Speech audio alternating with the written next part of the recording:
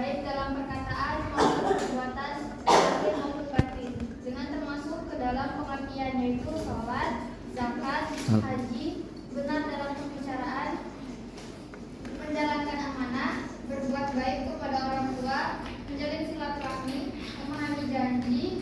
memenuhi janji, amar ma'ruf nahi munkar, jihad terhadap orang kafir, berbuat baik pada tetangga, anak yatim, fakir miskin, berdoa, zikir, baca Al-Quran, dan rela menerima ketentuan dari Allah. Tujuan ibadah. Manusia adalah makhluk Allah yang paling sempurna dan dimuliakan. Quran surah Akhir 95 ayat 4. Dan manusia diciptakan oleh Allah di muka bumi ini bukan sekedar untuk hidup di dunia tanpa pertanggungan jawaban, tetapi manusia diciptakan oleh Allah untuk beribadah. Firman Allah Quran surah Al-Mu'minun 23 ayat 115, yang artinya, apakah kamu mengira bahwa sesungguhnya kami menciptakan kamu secara main-main tanpa ada maksud, dan bahwa kamu tidak dikembalikan kepada kami. Selanjutnya firman Allah dalam Quran surah Az-Zariyat 51 yang artinya, dan aku tidak menciptakan jin dan manusia melainkan agar mereka beribadah kepadaku atau menyembahku. Tujuan pokok beribadah yang pertama untuk menghadapkan diri kepada Allah dan mengkonsentrasikan niat dalam setiap keadaan agar mencapai derajat lebih tinggi atau mencapai takwa. Kedua, agar terciptanya suatu keselamatan dan menghindarkan diri dari perbuatan keji dan mungkar, yang artinya manusia itu tidak terlepas dari seluruh dan dilarang menjalankan perintah dan menjadi larangan. Maka lakulah pahala dan siksa, itulah inti dari ibadah. Selanjutnya sholat menurut pengertian istilah ialah suatu ibadah yang mengandung perkataan dan perbuatan tertentu yang dimulai dengan takbir dan disudahi dengan salat bisa diniatkan kepada malam sembilan. Ini adalah fardu ain bagi setiap orang muslim yang mukallaf yang ditetapkan dengan dalil Al-Quran, sunnah, dan ijma'. Ayat Al-Quran yang berhubungan dengan sholat antara lain adalah artinya, padahal mereka tidak diperintah melainkan supaya mereka menyembah Allah dengan mengikhlaskan diri karenanya, dengan menjauhi kesalahan, dan supaya mereka mendirikan sholat dan memberi zakat, karena itulah agama yang lurus. Quran surah Al-Bayyinah ayat 5. Selanjutnya dilanjutkan oleh Rasulullah. Itu hikmah sholat. Sholat adalah kewajiban umat Islam paling utama, sudah mengucapkan 2 kalimat syahadat. Sholat merupakan pembeda antara orang muslim dan non-muslim, disyariatkan dalam rangka mensyukuri nikmat Allah Subhanahu wa Ta'ala yang sangat banyak dan mempunyai manfaat yang bersifat religius keagamaan, serta mengandung unsur pendidikan terhadap individu dan masyarakat. Bila disimak dari segi keagamaan, sholat merupakan hubungan langsung antara hamba dengan Khaliqnya, yang di dalamnya terkandung kenikmatan, mukjizat, pernyataan ubudiyah, penyerahan segala urusan kepada Allah, keamanan dan ketentraman, serta perolehan keuntungan. Zakat. Zakat dari segi etimologi memiliki beberapa arti, antara lain ialah pengembangan harta yang diserahkan. Zakatnya memberi berkah terhadap sisa harta sehingga secara kualitatif lebih bernilai guna, meskipun secara kuantitatif berukuran sebagaimana disyariatkan dalam firman Allah Subhanahu wa Ta'ala. Hikmah zakat. Zakat dapat pula menciptakan ketenangan batin bagi pemuda. Dengan ketenangan itu, ia lebih terkonsentrasi menghadapi usaha pengembangan hartanya, di samping terciptanya daya beli dan daya produknya. Puasa adalah suatu bentuk ibadah dalam Islam yang berarti menahan diri dari segala sesuatu yang membatalkan ibadah tersebut pada siang hari, mulai terbit fajar sampai terbenam matahari. Hikmah puasa menjelaskan ibadah puasa tersebut. Nyatalah bahwa dengan berpuasa akan terpelihara kehidupan rohani dan jasmani seorang muslim. Hal ini ditegaskan dalam hadis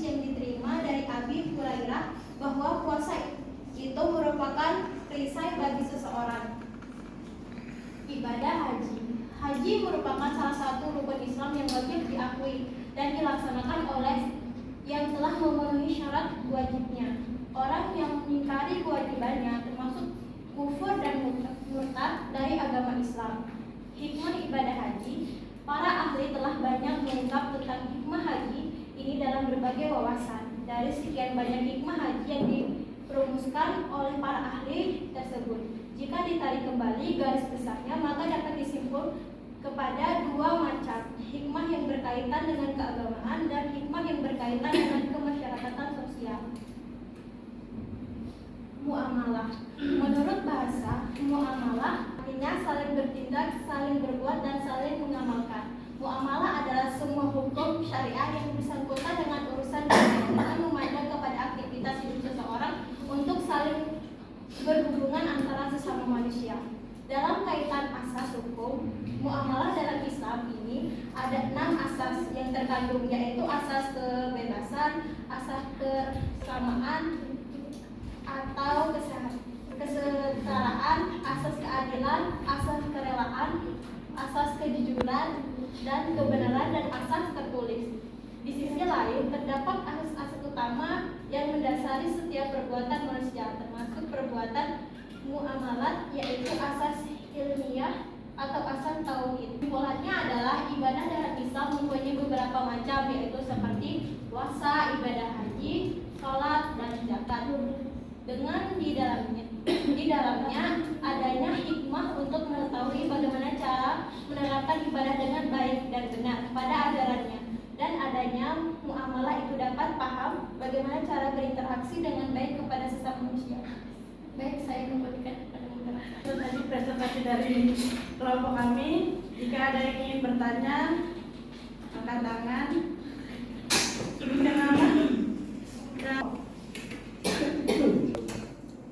Izin bertanya, perkenalkan saya Rio, perwakilan dari kelompok 1. Bagaimana hukum orang yang tidak membayar zakat? Bagaimana hukumnya jika ada orang yang melakukan haji berkali-kali? Sekian, terima kasih. Saya bertanya, apakah boleh puasa Senin Kamis tanpa sahur? Perkenalkan, nama saya Alif Rahman Faiz, perwakilan kelompok 5. Izin bertanya, kepada siapa saja kita harus memberikan zakat mal? Terima kasih. Perkenalkan, nama saya Muhammad Renal dari kelompok 1. Izin bertanya, mengapa sholat memiliki kedudukan yang sangat penting dalam agama Islam? Baik, terima kasih atas pertanyaannya. Untuk jawabannya akan langsung dijawab oleh Rastia.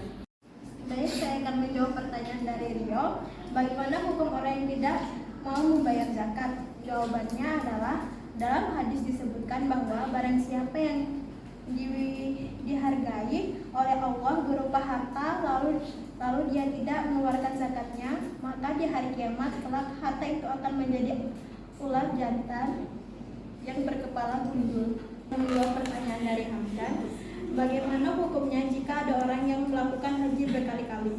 Jawabannya adalah menurut ahli fikih asli Irak, Ibrahim Yazid An-Nakal, hukum menunaikan ibadah haji berkali-kali adalah makruh. Ia menyebutkan bahwa kesunahan haji yang kedua dan seterusnya dapat berubah menjadi makruh apabila tidak ada ilat atau alasan yang mengikutinya. Akan menjawab pertanyaan dari Dimas, apakah boleh puasa Senin Kamis tapi tidak sahur? Jawabannya adalah pada hukumnya makan sahur juga termasuk sunnah dalam berpuasa, dimana jika kalian melakukan makan sahur maka kalian akan mendapat pahala, namun jika tidak melakukan juga tidak apa. Baik, di sini saya akan menjawab pertanyaan dari Alif. Kepada siapa kita harus memberikan zakat mal? Jawabannya tercantum dalam Al-Quran dan hadis mengenal zakat, yaitu yang dapat menerima zakat adalah yang termasuk golongan fakir adalah orang yang tidak memiliki harta dan penghasilan sehingga tidak mampu dan sulit memenuhi kebutuhan pokok hariannya. Selanjutnya ada golongan kedua adalah miskin. Hampir sama dengan fakir, golongan ini juga termasuk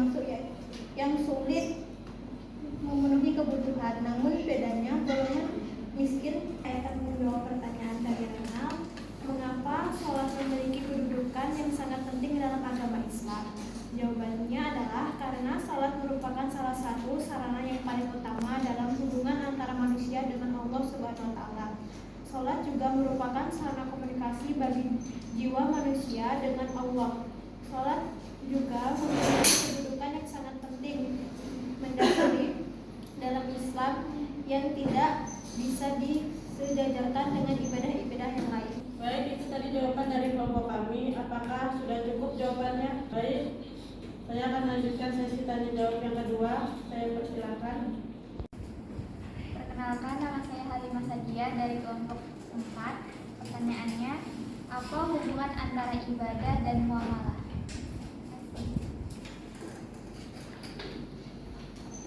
Yang bertanya, nama saya Iqbal Rizky dari kelompok 5. Pertanyaannya, ibadah puasa merupakan sarana tarbiyah nafsu, perut dan fajri manusia menjadi lebih baik. Jelaskan alasannya. Dia bertanya, bagaimana jika kita melaksanakan ibadah sholat namun bisa melewati waktunya? Karena saya tadi dari kelompok 8 bertanya, apa saja bentuk muamalah selain jual beli? Perkenalkan, saya Ella Andrawati dari kelompok 4. Ingin bertanya, mengapa kita memerlukan muamalah dalam kehidupan sehari-hari? Terima kasih atas pertanyaannya. Langsung saja akan dijawab oleh Cynthia. Pada Cynthia saya persilakan. Baik, saya akan menjawab pertanyaan dari Afif. Bagaimana jika kita melaksanakan ibadah sholat namun di saat melewati waktunya? Menurut saya, jika ketidaksengajaan melaksanakan sholat wajib melewatkan waktunya, kita harus segera melaksanakan sholat dan jangan diselingi kegiatan lainnya. Misalnya, ketika kita ketiduran kemudian teringat belum melaksanakan sholat, segera ambil wudhu dan melaksanakan sholat. Jika melewati waktu sholat karena uzur atau halangan seperti sakit atau sudah tua dan musafir, tidak mengapa sholat melewati waktunya. Namun dengan niat mengqada sholat atas mengganti sholatnya yang terlewat untuk sholat sunnah, maka amalannya tidak diterima karena ibadah sholat itu memiliki waktunya masing-masing. Terima kasih sudah dimengerti. Saya akan menjawab pertanyaan dari Iki. Ibadah puasa merupakan sarana matarbiyah nafsu, perut, dan fajri manusia menjadi lebih baik. Jelaskan alasannya. Sumber maksiat yang membuat manusia melakukan keburukan adalah pada perut dan kemaluan yang dapat menyebabkan dosa besar. Dengan adanya puasa di bulan Ramadan, kita bisa mengatur diri dari nafsu, perut, dan fajri. Ketika hal tersebut dapat kita jaga dan atur, maka hati kita dapat menjadi lebih baik. Hal ini dikarenakan takwa berada di dada. Ketika hal yang ada di bawahnya, contohnya perut dan fajri, sudah dibenahi, maka hati juga akan menjadi bersih. Di sini kita mentarbiyah atau membina hati melalui organ lain. Ketika berpuasa juga manusia dapat merasakan hal-hal yang dialami oleh orang miskin seperti kelaparan dan lain-lain, sehingga turut mendorong amalan seperti bersedekah dan perbuatan baik lainnya. Apakah sudah bisa dimengerti? Selanjutnya saya akan menjawab pertanyaan dari Rivaldi. Apa saja bentuk-bentuk muamalah selain jual beli? Selain jual beli, terdapat beberapa bentuk muamalah lainnya dalam Islam. Contohnya hibah. Hibah adalah pemberian harta secara sukarela tanpa ada kewajiban untuk meminta ketidakseimbangan atau balasan. Sewa menyewa adalah perjanjian di mana pemilik barang atau properti memberikan izin kepada pihak lain untuk menggunakan barang atau properti tersebut dengan keseimbangan. Pembayaran sewa. Waris adalah pembagian harta peninggalan seseorang setelah meninggal. Islam memiliki aturan yang jelas mengenai pembagian waris untuk memastikan keadilan dan kesetaraan di antara ahli waris. Selanjutnya saya akan menjawab pertanyaan dari Halimah. Apa hubungan antara ibadah dan muamalah? Hubungan antara ibadah dan muamalah dalam Islam adalah saling melengkapi dan saling mempengaruhi. Ibadah adalah bentuk pengabdian kepada Allah dan merupakan hubungan vertikal antara individu dengan Tuhannya. Meskipun ibadah dan muamalah memiliki dimensi yang berbeda, keduanya saling terkait dan saling mempengaruhi. Ibadah yang dilakukan dengan ikhlas dan berdasarkan nilai-nilai Islam akan mempengaruhi perilaku dalam muamalah. Sebaliknya, muamalah yang baik dan sesuai dengan prinsip-prinsip Islam juga dapat memperkuat ibadah seseorang. Apakah sudah bisa dimengerti? Selanjutnya saya akan menjawab pertanyaan dari Ella. Mengapa memerlukan muamalah dalam kehidupan sehari-hari? Muamalah yang merupakan hubungan sosial dan ekonomi antar individu dalam kehidupan sehari-hari sangat penting dalam Islam. Ada beberapa alasan mengapa muamalah diperlukan dalam kehidupan sehari-hari. Contohnya, membangun hubungan yang baik, menjaga keadilan dan kesetaraan, dan menghindari konflik antar tetangga. Terima kasih. Baik, akan saya lanjutkan pada sesi tanya jawab ketiga. Saya persilakan. Nama saya Sinta dari kelompok 3. Pertanyaannya, sebutkan dan jelaskan syarat-syarat menjadi imam dalam sholat. Terima kasih. Perkenalkan, nama saya Sasa dari kelompok 8. Sebutkan tujuan ibadah dalam Islam yang kita lakukan. Perkenalkan, nama saya Eka Hamdana, saya perwakilan dari kelompok 7. Pertanyaan saya, bagaimana cara makmum laki-laki mengingatkan imam yang lupa atau salah dalam rukun sholat? Terima kasih. Perkenalkan, nama saya Intan Aziza dari kelompok 7. Pertanyaannya, sebutkan dan jelaskan apa saja hal yang membatalkan puasa. Perkenalkan, nama saya Fitra Aulia dari kelompok 7. Saya ingin bertanya, sebutkan apa saja jenis puasa. Terima kasih. Nama saya Muhammad Nazari dari kelompok 5 yang bertanya, syarat apa saja yang berlaku bagi orang untuk berhaji? Terima kasih. Nama saya Sela dari kelompok 3. Saya mau bertanya, jelaskan pengertian ibadah dari segi terminologi atau istilah. Terima kasih. Baik, di sini saya akan menjawab pertanyaan dari Cinta. Yang pertanyaannya yaitu sebutkan syarat-syarat imam dalam sholat adalah, jadi syaratnya itu Islam, balik, terus itu ada berakal, merdeka, terus itu ada adil, mengetahui dan mampu membaca Al-Quran dengan baik. Apakah bisa dimengerti? Selanjutnya saya akan menjawab pertanyaan dari Erika. Pertanyaannya, bagaimana cara makmum laki-laki mengingatkan imamnya yang lupa atau salah dalam rukun sholat? Jawabannya, makmum laki-laki dapat mengingatkan imam dengan suara yang lembut dan tidak mengganggu khusyuknya imam. Dia dapat mengucapkan subhanallah dan Allahu Akbar dengan suara yang cukup keras untuk didengar oleh imamnya, tapi tidak terlalu keras sehingga mengganggu konsentrasi imam dan makmum lainnya. Bisa dimengerti? Di sini saya akan menjawab pertanyaan dari Intan. Pertanyaannya, sebutkan dan jelaskan 5 hal yang membatalkan puasa. Jawabannya, itu ada makan dan minum, yaitu disengaja memasukkan makanan dan minuman ke dalam mulut.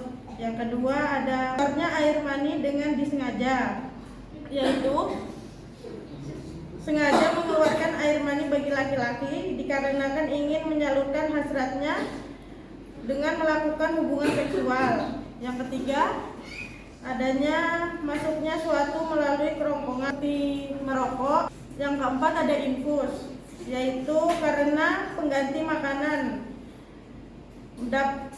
yaitu mendapatkan cairan atau masuknya cairan ke dalam tubuh sebagai pengganti makanan sehingga rasa lapar menjadi hilang. Yang kelima adalah kumur-kumur berlebihan, yaitu sehingga air tertelan. Maksudnya dalam kumur-kumur yang berlebihan itu dengan air yang banyak dan air tersebut masuk ke dalam kerongkongan sehingga menghilangkan dahaga. Apakah bisa dimengerti? Baik, di sini saya akan menjawab pertanyaan dari Sasa. Jawaban pertanyaannya, sebutkan tujuan ibadah dalam Islam yang kita lakukan. Jadi tujuannya itu ada sebagai tanda cinta manusia kepada Sang Pencipta. Sebagaimana kita tahu bahwa rasa cinta itu adalah anugerah dari Sang sehingga menimbulkan prinsip bahwa Allah adalah yang Maha Mulia. Sehingga kita tidak dapat bersikap sombong dan sebagai tanda takut dan tunduk kepada Allah. Apakah bisa dimengerti? Selanjutnya saya akan menjawab pertanyaan dari Sela. Pertanyaannya, jelaskan pengertian ibadah dari segi terminologi atau istilah. Jadi jawabannya, dari segi istilah, ibadah berarti khusyuk kepada Allah, merendah diri dan tetap hati kepadanya. Maksudnya, dari segi istilah ini telah meletakkan fokus ketundukan dan meyakinkan seseorang manusia itu hanya ditunjukkan kepada Allah tanpa sekutu. Apakah bisa dimengerti? Selanjutnya saya akan menjawab pertanyaan dari Alfitri Aulia. Sebutkan apa saja jenis puasa. Puasa terbagi menjadi 4. Puasa wajib yang dimana puasa di bulan Ramadan. Kedua, puasa sunnah seperti puasa Senin Kamis. Ketiga, puasa makruh seperti mengkhususkan bulan Rajab untuk berpuasa. Yang terakhir, puasa haram seperti puasa pada hari Idul Fitri dan Idul Adha dan puasa pada hari Tasyrik. Bisa dimengerti? Baik, di sini saya akan menjawab pertanyaan dari Ian. Syarat apa saja yang berlaku bagi orang untuk berhaji? Jawabannya adalah ada 5 syarat wajib yang dapat dipenuhi, diantaranya adalah seorang muslim, sudah balik atau dewasa, berakal sehat, memiliki kemerdekaan, dan mampu secara fisik, mental maupun spiritual. Bisa dimengerti? Baik, itu tadi presentasi dari kelompok kami. Kurang lebihnya mohon maaf. Assalamualaikum warahmatullahi wabarakatuh.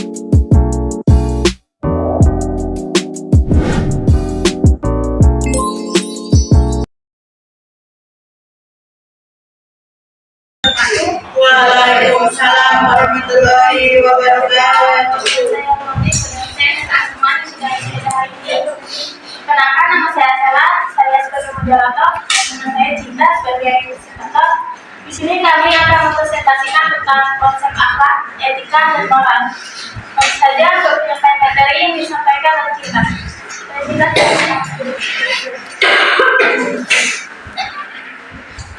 Terima kasih kepada moderator atas waktunya. Di sini saya akan menjelaskan tentang etika, moral, dan akhlak. Kemudian secara bahasa, kata berasal dari bahasa Arab yang sudah diindonesiakan. Dia merupakan akhlak Allah jama dan menghulukun yang berarti perangai, tabiat, adat, dan sebagainya. Kata al-qiyum bunyi kata yang sama dengan kata al-khaliq yang bermakna pencipta, dan kata makhluk yang artinya ciptaan yang diciptakan dari kata khulaqah menciptakan. Dengan demikian, kata ruh dan akhlak yang mengacu pada makna penciptaan segala yang ada selain Tuhan yang termasuk di dalamnya kejadian manusia. Sedangkan pengertian akhlak menurut istilah adalah jiwa manusia yang menimbulkan suatu perbuatan dengan mudah karena kebiasaan tanpa memerlukan pertimbangan pikiran terlebih dahulu. Sedangkan Abu Ahmadi dan Hasanami berasumsi bahwa secara sosiologis di Indonesia kata akhlak sudah mengandung konotasi baik, jadi orang yang berakhlak berarti orang yang berakhlak. Kemudian ada definisi akhlak menurut para ahli. Yang pertama menurut Zainuddin Ayat dan Hasanuddin. Berpijak pada sudut pandang kebahasaan, Ayat dan Hasanuddin Sinaga dalam Zubaidi mengatakan bahwa definisi akhlak dalam pengertian sehari-hari disamakan dengan budi pekerti, kesusilaan, sopan santun, tata krama. Sedang dalam bahasa Inggrisnya disamakan dengan istilah moral atau etik. Kemudian menurut Imam Al-Ghazali, akhlak adalah suatu sifat yang ditanam dalam jiwa yang darinya timbul perbuatan-perbuatan dengan sangat mudah tanpa memerlukan pertimbangan pikiran terlebih dahulu. Takrif tersebut menjelaskan kepada kita bahwa akhlak itu merupakan perbuatan yang membiasakan pada diri seseorang. Ia merupakan refleksi dari perbuatan batinnya dan biasa dilakukan secara berulang-ulang, sehingga perbuatannya tanpa memerlukan pertimbangan akalnya terlebih dahulu. Kemudian menurut Abdul Rashid mendefinisikan akhlakul karimah adalah tingkah laku puji yang merupakan tiada kesempurnaan iman seseorang kepada Allah. Akhlakul karimah dilahirkan berdasarkan sifat-sifat yang terpuji. Akhlak yang baik akan lahir oleh sifat-sifat yang baik. Setiap kali seseorang menggunakan sifat baiknya, misalnya tidak mudah untuk marah, maka orang tersebut mempunyai akhlak terpuji karena dalam dirinya mempunyai sifat sabar. Kemudian pengertian etika. Etika berasal dari bahasa Yunani, ethos yang artinya ada kebiasaan. Etika merupakan istilah lain dari akhlak, tetapi memiliki perbedaan yang substansial, yaitu konsep akhlak berasal dari pandangan agama terhadap tingkah laku manusia. Sedangkan konsep etika berasal dari pandangan tentang tingkah laku manusia dalam perspektif filsafat. Dalam ensiklopedia Wingward-Rees dikatakan bahwa etika merupakan bagian dari filsafat yang mengenai tentang tindakan dan alasan-alasan yang menciptakan suatu tindakan dengan tujuan yang telah dirasionalisasi. Etika dapat diartikan pertama pandangan benar dan salah menurut ukuran rasio, kedua moralitas suatu tindakan didasarkan pada ide-ide filsafat, ketiga kebenaran yang sifatnya universal dan eternal, empat tindakan yang melahirkan konsekuensi logis yang baik bagi kehidupan manusia, lima sistem nilai yang mengabdikan perbuatan manusia di mata manusia lainnya. Yang kelima, tatanan perilaku yang mengandung ideologi yang diyakini akan membawa manusia pada kebahagiaan hidup. Yang ketujuh, simbol-simbol kehidupan yang berasal dari jiwa dalam bentuk tindakan konkret. Yang kedelapan, pandangan tentang nilai perbuatan yang baik dan yang buruk yang bersifat relatif dan bergantung pada situasi dan kondisi. Dan yang terakhir, logika tentang baik dan buruk suatu perbuatan manusia yang bersumber dari filsafat kehidupan yang dapat diterapkan dalam pengumuman sosial, politik, kebudayaan, ekonomi, seni, profesionalitas, pekerjaan, dan pandangan hidup suatu bangsa. Kemudian Hamzah merujuk pada beberapa pendapat para ahli menyebutkan pengertian etika secara terminologis. Etika adalah ilmu tentang tingkah laku manusia. Prinsip-prinsip yang disistematisasi tentang tindakan moral yang betul. Etika merupakan bagian dari filsafat yang mengembangkan teori tentang tindakan, hujah-hujahnya, dan tujuan yang diarahkan kepada makna tindakan. Etika merupakan ilmu tentang filsafat moral, tidak mengenai fakta tetapi tentang nilai-nilai, tidak mengenai sifat tindakan manusia tetapi tentang idenya. Karena itu bukan ilmu positif tetapi ilmu yang formatif. Ilmu tentang moral atau prinsip-prinsip kaidah moral tentang tindakan dan perbuatan.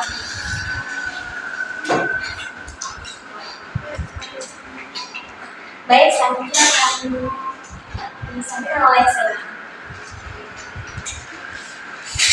Pengertian moral seperti dikutip Master Muslim menyebutkan bahwa moral berasal dari bahasa Latin mores, itu berarti ada di kebiasaan. Maka mores bersinonim dengan mos, moris, mores atau manners, morals. Apabila moral diartikan sebagai tindakan baik atau buruk dengan ukuran adat, konsep moral berhubungan pula dengan konsep adat yang dibagi pada dua macam adat, yaitu yang pertama adat saking, yaitu adat yang merupakan moral masyarakat yang sudah lama dilaksanakan secara turun-temurun dari berbagai generasi. Nilai-nilainya telah disepakati secara normatif dan tidak bertentangan dengan ajaran-ajaran yang berasal dari agama Islam, yaitu Al-Quran dan As-Sunnah. Yang kedua adalah kasidah, yaitu kebiasaan yang telah lama dilaksanakan oleh masyarakat tetapi bertentangan dengan ajaran Islam, misalnya kebiasaan melakukan kemusyrikan, memberi sesajen di atas kuburan setiap malam Selasa berteman. Seluruh kebiasaan yang mengandung kemusyrikan dikategorikan sebagai adat yang fasidah atau adat yang rusak. Berbicara tentang moral berarti berbicara tentang tiga landas utama yang moral. Pertama, moral atau ada dua objek sekaligus subjek dari sumber moral dan pesertanya. Yang ketiga, tujuan moral itu tindakan yang diarahkan kepada target tertentu, misalnya bertujuan untuk ketertiban sosial, keamanan dan kedamaian, kesejahteraan dan sebagainya. Macam-macam akhlak. Dalam hal akhlak, bentuk subjeknya dua macam. Yang pertama, akhlak kepada Allah. Yang dimaksud akhlak kepada Allah adalah sikap atau perbuatan yang seharusnya dilakukan oleh manusia sebagai bentuk, sebagai Tuhan, sebagai Khalik. Akhlak kepada Allah adalah beribadah kepada Allah SWT, cinta kepadanya, cinta karenanya, tidak menyekutukannya, bersyukur hanya kepadanya dan lainnya. Sebagai inti dari akhlak manusia terhadap Allah dan adalah beribadah kepada Zat yang telah menciptakannya dan berfirman pada kitab sucinya. Dan tiadalah aku menciptakan jin dan manusia kecuali untuk beribadah kepadaku. Surah Al-Zariyah ayat 1-5. Hal ini dapat diwujudkan dengan beriman kepadanya, menjalankan perintahnya, dan menjauhi larangan-larangannya. Ini Allah dalam bukunya menyebutkan nilai-nilai akhlak terhadap Allah SWT meliputi takwa, berdoa kepada Allah, berzikir, tawakal kepada Allah, syukur dan ikhlas. Yang kedua adalah kepada sesama manusia. Akhlak kepada sesama manusia adalah sikap atau perbuatan manusia yang satu terhadap yang lain. Akhlak kepada sesama manusia meliputi akhlak kepada orang tua, akhlak kepada saudara, akhlak kepada tetangga, akhlak kepada sesama muslim, akhlak kepada para kaum lemah, dan juga akhlak kepada orang lain. Status dan kedudukan manusia lain terhadap manusia berbeda-beda sesuai dengan kedekatan hubungan dengan dirinya. Kedekatan ini dapat dilihat dari berbagai segi. Ada yang dekat karena akidah, dekat bila dilihat dari sisi nasab, karena hubungan pertentangan, karena aspek kesukuan, kebangsaan, profesi dan sebagainya. Yang dekat di antara mereka adalah yang selanjutnya kita jawab. Nanti terdiri dari 6 penanya. Bagi teman-teman yang ingin bertanya, saya silakan. Perkenalkan, nama saya Claudia dari kelompok 7. Saya ingin bertanya, apakah media informasi yang banyak masuk ke Indonesia mempengaruhi etika, moral, dan akhlak, dan bagaimana menyikapi permasalahan tersebut? Terima kasih. Kenalkan, saya Ella Agarwati dari kelompok 4. Bertanya, bagaimana cara atau tips untuk kita konsisten berakhlak baik? Terima kasih. Baik, saya ingin bertanya, apakah sikap berpengaruh pada moral? Perkenalkan, nama saya Kamdana, saya perwakilan dari kelompok 7. Pertanyaan saya, menurut pandangan Anda, bagaimana orang-orang yang beringkar janji mengenai hutang, bagaimana akhlaknya menurut kalian? Terima kasih. Saya Intan Nur Aziza dari kelompok 7. Bagaimana menurut kalian ketika seorang anak yang sudah terlanjur memiliki etika, moral, dan akhlak yang kurang baik, ditambah lagi lingkungan yang memperburuk etika, moral, dan akhlak anak tersebut, apakah hal tersebut bisa diubah? Terima kasih. Perkenalkan, nama saya Halimah Nadia dari kelompok 4. Pertanyaannya, manakah yang lebih penting antara adab atau akhlak? Terima kasih. Saya menjawab pertanyaan dari Alvina. Apakah media informasi yang banyak masuk ke Indonesia mempengaruhi etika, moral, dan akhlak, dan bagaimana menyikapi permasalahan tersebut? Jadi jawabannya iya, mempengaruhi, karena era globalisasi menjadi pengaruh yang sangat besar dalam etika, akhlak, dan moral. Dan seharusnya orang tua berperan dalam membatasi media informasi yang diterima oleh anak. Kemudian saya akan menjawab pertanyaan dari Ella. Bagaimana cara atau tips untuk konsisten berakhlak baik? Jadi jawabannya, caranya yaitu bisa dengan berteman dengan orang yang baik, mengetahui batasan kita, terus belajar sehingga tidak menjadi orang yang bodoh sehingga mudah dibodohi, sabar dan ikhlas dalam menghadapi hidup, dan meminta ridho orang tua setiap akan melakukan sesuatu atau berpergian. Kemudian saya akan menjawab pertanyaan dari Cynthia. Apakah sikap berpengaruh pada moral? Misalkan saja sikap seseorang itu baik, tapi nilai moral yang ada tidak sesuai dengan lingkungan tempat tinggalnya. Apakah itu saling berkaitan? Jawabannya tentu saja moral berpengaruh pada sikap, karena moral adalah karakter yang ada pada diri seseorang dalam menilai baik maupun buruknya sesuatu. Sedangkan sikap adalah bentuk tindakan moral. Jadi apabila orang tersebut memiliki sikap yang baik, maka akan dipastikan bahwa moralnya pun pasti baik. Itulah bentuk keterkaitan antara moral dan sikap. Baik, saya akan menjawab pertanyaan dari Erika. Menurut pandangan Anda, bagaimana orang yang beringkar janji dalam hutang? Bagaimana akhlak tidak baik untuk ditiru, karena ingkar janji adalah pengkhianat. Khianat artinya perbuatan tidak setia dan tipu daya. Jika merujuk pada definisi itu, banyak sekali sifat khianat dipertontonkan di negeri ini. Ingkar janji itu tergolong dalam orang-orang yang munafik. Selanjutnya saya akan menjawab pertanyaan dari Intan.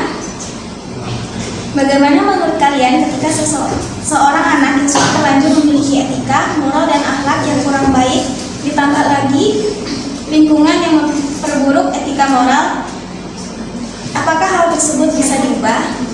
Jawabannya bisa, yaitu dengan cara yang pertama, memberikan omongan atau berbicaralah terlebih dahulu secara kepada anaknya tanpa amarah atau kekerasan. Yang kedua, dengan adanya pendidikan karakter, merupakan salah satu kunci utama dalam mengatasinya. Pokok-pokok dalam pendidikan karakter yang perlu ditanamkan yakni terkait kesopanan, berperilaku yang baik, kejujuran, religius, toleransi, disiplin, kreatif, mandiri, demokratis, dan semangat kebangsaan. Saya akan menjawab pertanyaan dari Halimah. Manakah yang lebih penting, adab atau akhlak? Jawabannya, akhlak dan adab adalah dua hal yang sulit untuk dipisahkan. Dalam Islam, adab itu lahir atau ada karena akhlak. Akhlak itu terbentuk dari kemuliaan sikap, perilaku atau perangai yang lahir dan ibadah yang benar kepada Allah. Jadi ibadah yang benar kepada Allah akan melahirkan akhlak yang baik. Orang yang bertakwa pasti bagus akhlaknya.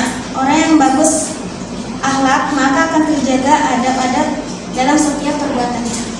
Selanjutnya sesi tanya jawab kedua. Bagi teman-teman yang ingin bertanya, saya silakan. Izin bertanya, perkenalkan saya Rio, perwakilan dari kelompok 1. Bagaimana cara meningkatkan akhlak kita? Terima kasih. Perkenalkan, nama saya Alif Abdurrahman Faiz, perwakilan dari kelompok 5. Izin bertanya, apa yang akan terjadi jika manusia atau seorang muslim tidak memiliki akhlak dan bagaimana dampaknya? Perkenalkan, nama saya Nurinda Tidiaswati dari kelompok 2. Izin bertanya, bagaimana akhlak dan adab yang harus dimiliki serta diterapkan saat bermedia sosial? Terima kasih.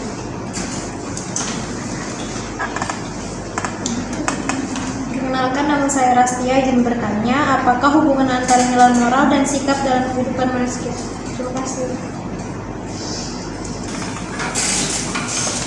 Perkenalkan, nama saya Muhammad Hamdali Hadi. Izin bertanya, perwakilan dari kelompok 6.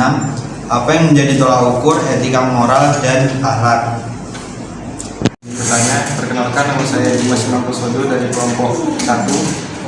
Pertanyaannya, bagaimana Islam memandang pentingnya etika dalam pergaulan sehari-hari, terutama dalam konteks hubungan sosial? Sekian, terima kasih. Pertanyaannya, bagaimana cara meningkatkan akhlak kita? Yaitu meningkatkan akhlak, kita perlu melakukan seleksi diri secara teratur, melatih diri untuk berbuat baik kepada orang lain, mempelajari dan mengaplikasikan prinsip-prinsip etika dalam kehidupan sehari-hari, dan mencari bimbingan dari ajaran agama atau filosofi yang kita anut. Apakah jelas? Yang kedua, saya menjawab pertanyaan dari Alif. Apa yang akan terjadi jika manusia atau muslim tidak memiliki akhlak dan apa dampaknya? Orang yang tidak memiliki akhlak sama seperti hewan yang tidak memiliki nilai kesopanan yang baik. Dampaknya orang tersebut akan memiliki akhlak masmuna atau akhlak tercela, di mana mereka akan bertindak sesuai keinginannya tanpa memikirkan perasaan orang lain. Masih jelas? Selanjutnya saya akan menjawab pertanyaan dari Nurinda.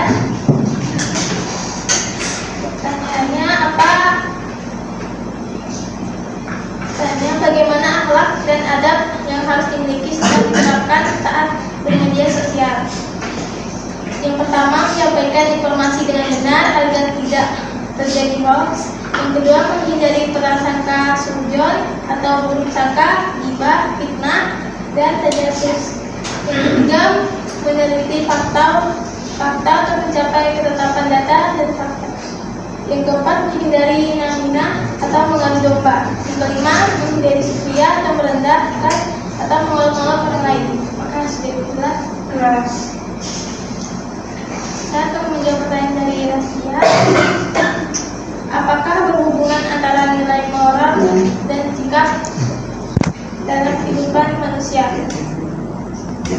Iya, Bu. Iya, berhubungan karena nilai moral adalah sebagai pedoman untuk menentukan hal yang baik atau buruk, dan sikap adalah bagian respon atau tindakan kita terhadap hal yang kita anggap baik atau buruk. Masih jelas? Terima kasih.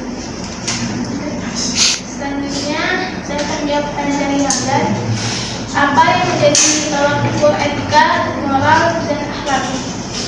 Etika, moral, dan akhlak mempunyai kesamaan yang mempelajari tingkah laku manusia. Tetapi etika mempelajari tingkah laku manusia dengan tolak ukur akal pikiran, sedangkan akhlak menentukannya dengan ajaran tolak ukur akal agama, Al-Quran, dan Al-Sunnah. Dan moral tolak ukurnya dengan norma hidup di dalam masyarakat. Masih jelas?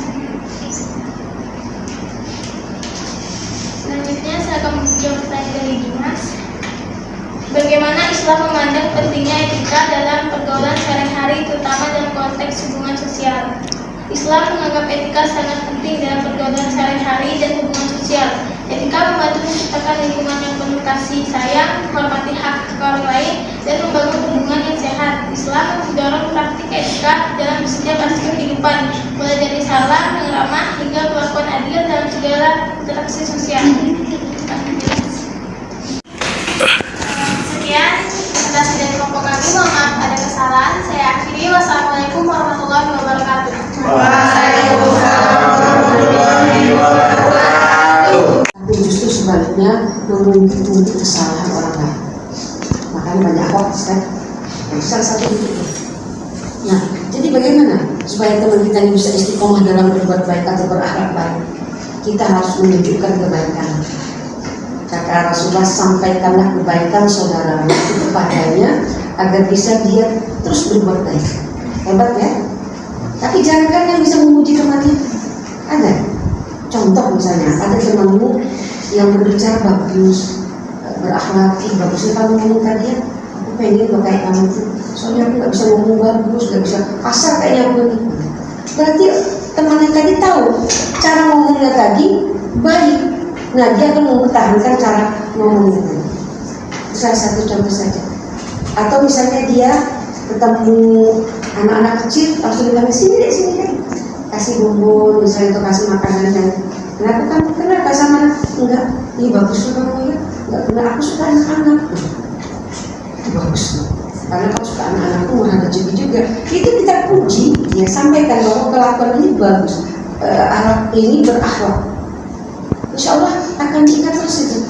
Oh, berarti aku ini bagus ya, dianggap bagus sama orang. Kalau berbagi, apalagi dengan anak-anak. Rasulullah sangat senang dengan anak-anak. Bahkan saking sukanya, saking sayangnya, walaupun sholat, cucunya naik di pundaknya dibiarin, bahkan digendong. Kita pas sujud ditaruh lagi. Coba biasa, coba kita. Dasar, ya kan? Nah, tolong sampaikan mas sekarang, tolong sampaikan pujian kepada orang yang berbuat baik. Ini baik loh, aku suka kamu berbuat seperti itu. Aku suka kamu berkata seperti itu. Sama biarpun di medsos, bagus komentarmu. Tuh, karena bagus dipuji, jangan jelek dipuji tambah lagi. Ya, salah satu contoh yang kecil dan tapi kita sepelekan.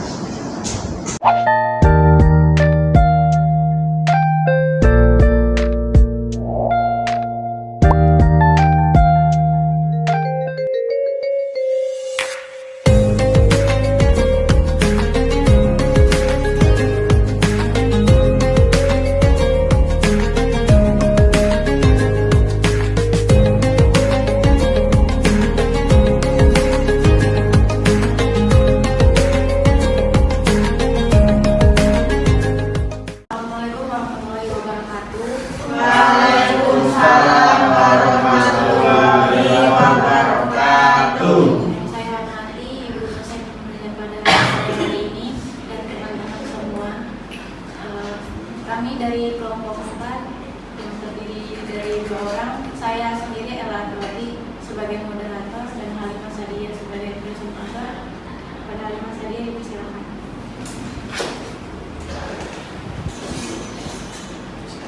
Baik, di sini saya ingin mempresentasikan tentang karakteristik akhlak Islam.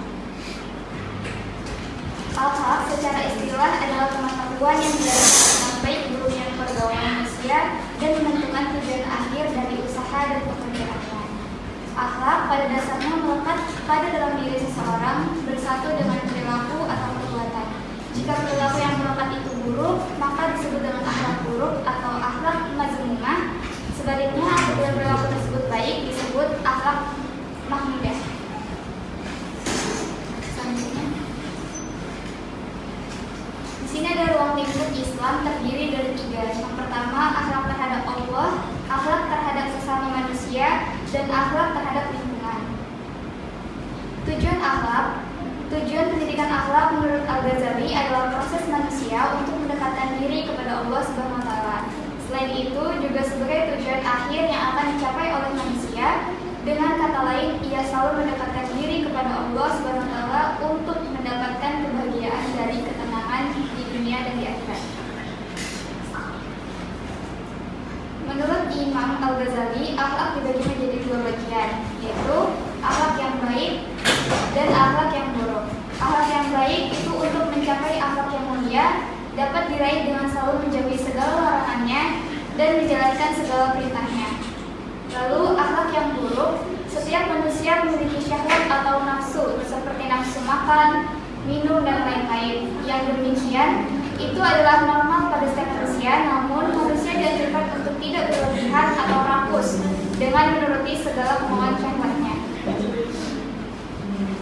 Ciri-ciri akhlak dalam Islam terdiri dari 5. Pertama, rabaniyah atau dinisbatnya kepada Rob atau Tuhan. 2. Insaniyah atau manusiawi. 3. Syumuliyah atau universal dan mencakup semua sisi kehidupan. 4. Wasatiyah atau sikap pertengahan. Dan yang terakhir, akhlak realistik. Pada dasarnya, perbuatan manusia dimotivasi oleh 3 hal. Yang pertama, rasa takut. 2. Mengharap keuntungan. Dan 3. Tanpa pamrih. Kesimpulannya, ilmu akhlak itu adalah ilmu yang membahas tentang perbuatan manusia yang dapat dilihat baik ataupun buruk. Tetapi tidak semua amal yang baik ataupun buruk itu dapat dikatakan perbuatan akhlak.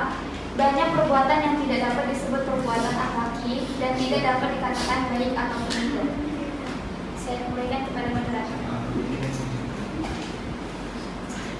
Demikianlah presentasi yang dapat kami sampaikan.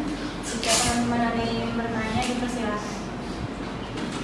Perkenalkan, nama saya Arifur Rahman Faiz, perwakilan dari kelompok 5, izin bertanya. Bagaimana akhlak Islam terhadap Allah, terhadap sesama manusia, dan terhadap lingkungan? Terima kasih. Perkenalkan, saya Rio, izin bertanya. Bagaimana akhlak yang baik dalam bercanda?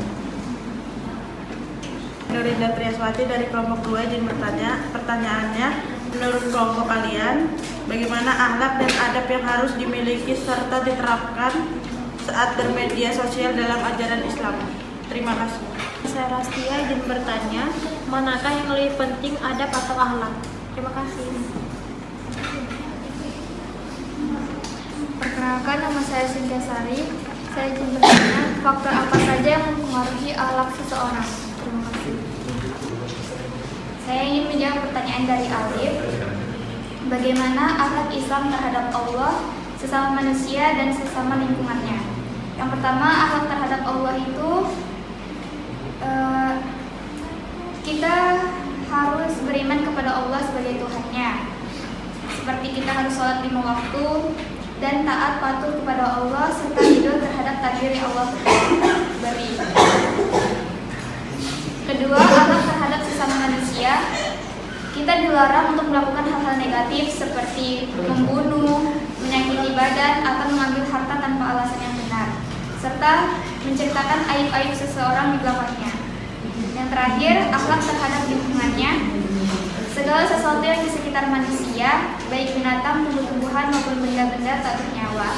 Seperti itu, kita tidak boleh membunuh binatang sembarangan dan tidak boleh menebang pohon sembarangan tanpa izin.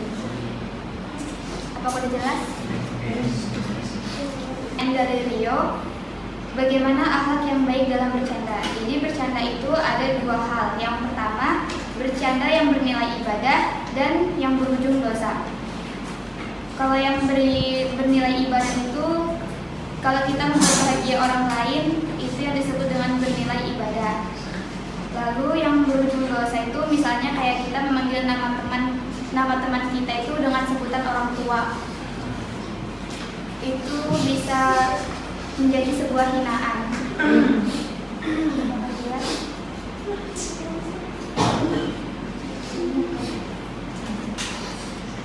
Selanjutnya, saya ingin menjawab pertanyaan dari Nurinda. Bagaimana akhlak dan adab yang harus dimiliki serta diterapkan saat bermedia sosial dalam ajaran Islam? Yang pertama itu kita harus menyampaikan informasi yang benar. Jangan merekayasa atau tidak manipulasi dan fakta. Yang kedua, kita menghindari prasangka suudzon, baik buruk sangka, ghibah ataupun fitnah. Lalu kita harus mengedepankan etika, moral, dan logika. Keempat, kita menghindari hal-hal negatif seperti upload maupun membagikan foto pornografi ataupun video-video. Apa Oke, sampai di sini itu istilah mulut harimau sekarang adalah jarum harimau. Jarum. Jadi ketika kita mengetik sesuatu yang menyakitkan hati orang, nah itu sudah bahaya. Ya kan? Nah, kemudian dalam bercanda, ingat, bercanda itu tidak ada bohong di dalamnya. Contoh Rasulullah ketika berbicara mengatakan kepada seseorang, itu suamimu yang ada putih di matanya. Itu istri yang perempuan yang dicandai Rasulullah itu langsung kaget, dikira ada sesuatu di mata suaminya. Ternyata coba, mata kita ini kan terdiri dari hitam dan putih, ya kan? Ya kan? Nah, itu artinya dia bercanda, tapi benar. Yang sekarang ada bercandanya itu bohong, bahkan nyerempet, pembulian. Nah, tadi contoh memanggil seseorang dengan memakai nama bapaknya. Ini sejak dari SD, SMP sampai SMA sering terjadi dan tidak disadari itu adalah dosa besar. Dosa besar. Dengarkan Ibu, ketika kalian melakukan itu, maka dosa itu tidak lepas kalau kalian tidak minta maaf langsung kepada bapaknya si temanmu yang dipanggil. Misalnya namanya Ahmad, bapaknya Jamal. Jamal, manggilnya Jamal. Lah, walaupun dia sudah minta maaf ke Ahmad, tidak lepas dosanya sampai dia minta maaf ke Pak Jamal langsung. Maaf Pak Jamal, saya sadari bahwa bapak dengan nama anak, dengan nama bapak untuk anak bapak. Kalau dia tidak ikhlas, terserah dia dong mau maaf atau tidak. Makanya sesuatu yang kecil dianggap kecil sebenarnya dosa besar. Sering melakukan begitu. Kalau masih ingat, datangi temannya, minta maaf, datangi rumahnya. Maaf ya aku nyebutin bapakmu, datangi lagi bapaknya, baru selesai dosanya. Kalau enggak, orang nggak apa-apa loh, nggak tahu-tahu dipanggil-panggil, iya enggak? Oke, itu saja yang aku perjelas. Silahkan. Demikian presentasi yang dapat kami sampaikan. Kurang dan lebihnya mohon maaf. Assalamualaikum warahmatullahi wabarakatuh.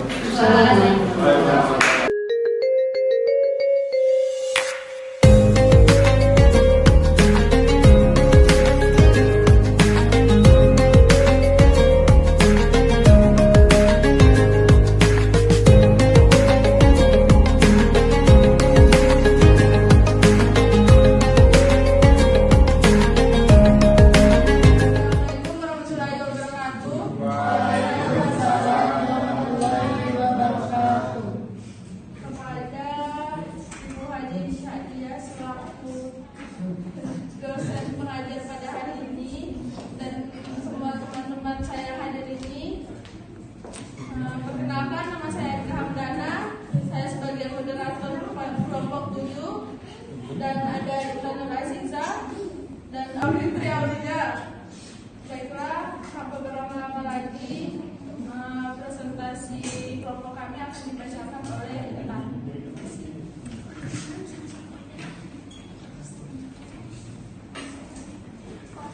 Konsep wahyu dalam Al-Quran adalah bagian integral dari agama Islam. Wahyu adalah sarana komunikasi ilahi yang Allah utus kepada para nabinya untuk memberikan petunjuk kepada manusia.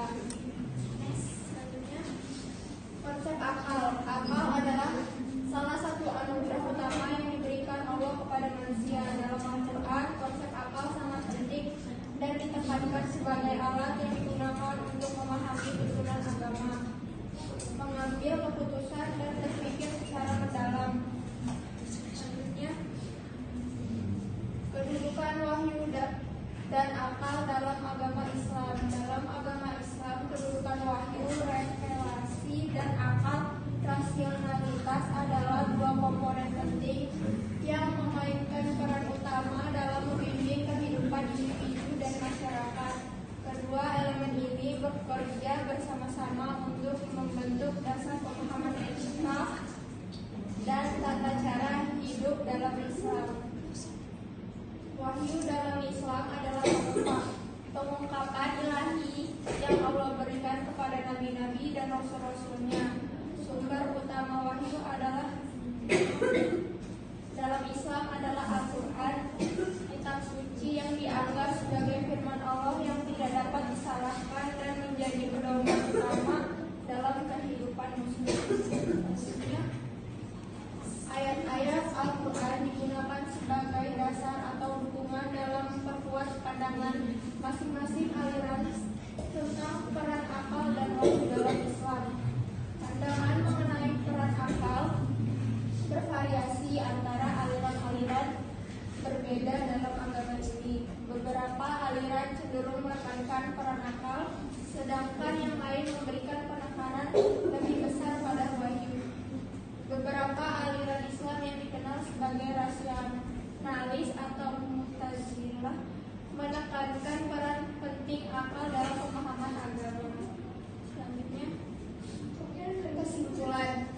Wahyu dan akal memiliki peran penting dalam Islam. Wahyu adalah wahana komunikasi ilahi yang mengungkapkan kebenaran dan memberikan petunjuk. Dalam Al-Quran, wahyu disebutkan sebagai pedoman utama dalam Islam. Akal adalah anugerah Allah yang harus digunakan untuk memahami tanda-tandanya dan memutuskan tindakan yang bijak.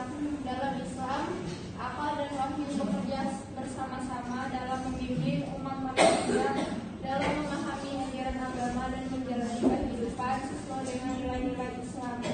Pandangan tentang peran relatif antara akal dan wahyu dapat bervariasi antara aliran-aliran Islam, dengan beberapa menekankan lebih kepada akal, sementara yang lain lebih kepada wahyu. Ayat-ayat Al-Quran yang digunakan sebagai dasar untuk memperkuat pandangan masing-masing aliran tentang peran akal dan wahyu dalam Islam. Seiring berjalannya waktu, pandangan ini telah memberikan kontribusi pada keragaman pemahaman Islam di seluruh dunia. Terima kasih, saya kembalikan kepada moderator. Baik, itu tadi presentasi dari kelompok kami. Saya lanjutkan pada sesi tanya jawab dari kelompok kami. Bertanya, saya persilakan. Nama saya Muhammad Azhari dari kelompok 5 izin bertanya. Apakah ada batasan bagi penggunaan akal dalam memahami dan menerima wahyu, terutama dalam tradisi keagamaan tertentu? Nama saya Rastia dan bertanya, apakah setiap agama memiliki pandangan yang seragam tentang hubungan antara akhlak dan wahyu? Terima kasih. Saya Elardawati dari kelompok 4 izin bertanya, apakah ada konflik potensial antara kedudukan akal dan wahyu dalam proses pengambilan keputusan moral? Perkenalkan, nama saya Citra dari kelompok 3. Pertanyaannya, bagaimana akal dan wahyu saling berinteraksi dalam membentuk keyakinan individu? Perkenalkan, nama saya Nurinda Triaswati dari kelompok 2 ingin bertanya. Pertanyaannya, bagaimana peran akal dalam menafsirkan dan mengartikan wahyu yang terdapat dalam teks keagamaan? Terima kasih. Ingin bertanya, perkenalkan saya Rio dari kelompok 1. Apa perbedaan mendasar antara kedudukan akal dan wahyu dalam konteks pemahaman kebenaran? Terima kasih. Baik, di sini saya akan menjawab pertanyaan dari Ian. Apakah ada batasan bagi penggunaan akal dalam memahami dan menerima wahyu, terutama dalam tradisi keagamaan tertentu? Dalam berbagai tradisi keagamaan, batasan atau pertimbangan terhadap penggunaan akal dalam memahami dan menerima wahyu dapat bervariasi.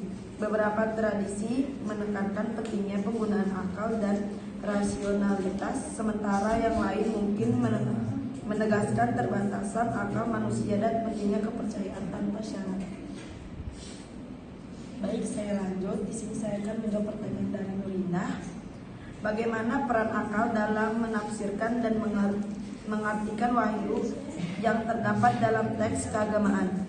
Peran akal dalam menafsirkan dalam mengalirkan wahyu yang terdapat dalam teks keagamaan dalam bervariasi tergantung pada tradisi agama, aliran teologis dan pandangan filosofis masing-masing.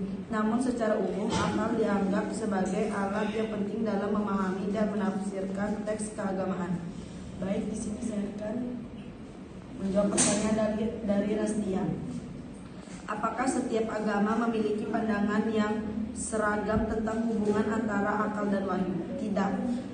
Tidak setiap agama memiliki pandangan yang seragam tentang hubungan antara akal dan wahyu. Pandangan ini dapat bervariasi secara signifikan antara agama-agama yang berbeda, dan bahkan di dalam satu agama tertentu terdapat variasi pandangan yang dapat muncul di antara penganut-penganutnya. Beberapa agama mungkin menempatkan akal dan wahyu dalam hubungan yang sejalan, sementara yang lain mungkin melihat keduanya sebagai aspek yang dapat bertentangan. Baik, di sini saya akan menjawab pertanyaan dari Ella. Apakah ada konflik potensial antara kedudukan akal dan wahyu dalam proses pengambilan keputusan moral?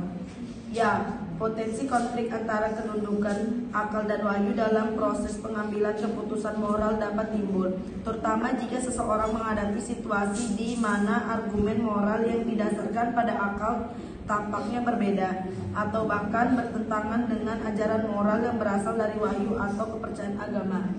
Baik, di sini saya akan menjawab pertanyaan dari Rio. Apa perbedaan mendasarkan antara kedudukan akal dan wahyu dalam konteks pemahaman kebenaran? Perbedaan mendasar antara kedudukan akal dan wahyu dapat konteks pemahaman kebenaran seringkali berkaitan dengan sumber pengetahuan, metode pemahaman, dan ruang lingkup informasi yang diberikan. Pandangan terkait akal dan wahyu dapat bervariasi di antara budaya, agama, dan filosofi berbeda. Beberapa pendekatan mungkin menekankan pentingnya akal dan wahyu sebagai saling melengkapi, sementara yang lain mungkin lebih memilih salah satu sebagai sumber utama pengetahuan dan kebenaran. Baik, yang terakhir saya akan menjawab pertanyaan dari Cinta. Bagaimana akal dan wahyu saling berinteraksi dalam membentuk keyakinan individu? Interaksi antara akal dan wahyu dalam membentuk keyakinan individu dapat bervariasi tergantung pada sudut pandang filosofi, agama, dan pandangan kehidupan masing-masing. Individu, interaksi antara akal dan wahyu dapat sangat bervariasi dan tergantung pada konteks budaya, agama, dan individu. Beberapa orang mungkin lebih menekankan peran akal dan membentuk keyakinan mereka, sementara yang lain mungkin lebih mengandalkan wahyu sebagai panduan utama dalam hidup mereka. Teman-teman, itu tadi presentasi dari kelompok kami. Kurang dan lebihnya saya mohon maaf karena kami juga masih belajar. Assalamualaikum warahmatullahi wabarakatuh.